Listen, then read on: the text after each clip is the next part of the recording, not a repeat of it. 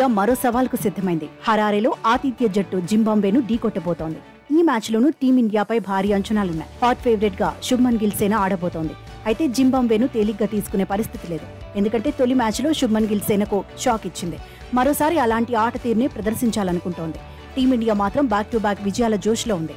తీన్మార్ ఆడేసి మరో మ్యాచ్ ఉండగానే సిరీస్ ను సొంతం చేసుకోవాలనుకుంటోంది. 3-1తో సిరీస్ లో ఆధిక్యంలోకి దూసుకుపోవాలనుకుంటోంది. చూడ్డానికి టీమిండియా బ్యాలెన్స్డ్ గా ఉంది. టాప్ ఆర్డర్ మంచి ఫామ్ లో కనిపిస్తోంది. ఓపెనర్లుగా యశస్వి జైస్వాల్, శుభ్మన్ గిల్ కీలకం కాబోతున్నారు.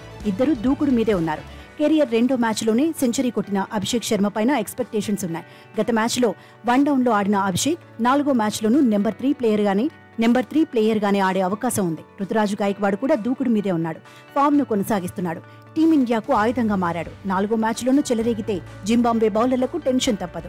శివం దుబే, సంజు శాంసన్ పైన అంచనాలున్నాయి. రింకు సింగ్ ఫామ్ టీమిండియాకు కలిసి రానుంది. బౌలింగ్ లో వాషింగ్టన్ సుందర్ స్టామినా చూపిస్తున్నాడు. పవర్ ప్లే తర్వాత నమ్మదగిన బౌలర్ గా మారాడు. 7 నుంచి 15 ఓవర్ల మధ్య జస్ట్ 4.60 ఎకానమీ రేట్ ని నమోదు చేశాడు. రవి బిష్ణోయ్ కూడా అంచనాలకు తగినట్టే రాణిస్తున్నాడు. అయితే గత మ్యాచ్లో జింబాబ్వే 39 పరుగులకే 5 వికెట్లు కోల్పోయింది. కానీ భారత బౌలర్లు ఆ తర్వాత కట్టుదిట్టంగా బౌలింగ్ చేయలేకపోయారన్న విమర్శ ఉంది. త్వరగా 5 వికెట్లు కోల్పోయినప్పటికీ జింబాబ్వే 150 పరుగుల మార్కును అందుకుంది. 4వ మ్యాచ్లో పేస్ విభాగాన్ని గిల్ మార్చే అవకాశం ఉంది. పేసర్లను రొటేట్ చేస్తామని ఇప్పటికే టీమిండియా కెప్టెన్ ప్రకటించాడు. దీంతో ఆవేశ స్థానంలో ముఖేష్ కుమార్ బరిలో దిగే అవకాశం ఉంది. ఈ ఏడాది టీమిండియా 14 మ్యాచ్ల్లో 1 మాత్రమే ఓడింది. అదే ఆత్మవిశ్వాసంతో జింబాబ్వేను చిత్తు చేయాలనుకుంటోంది.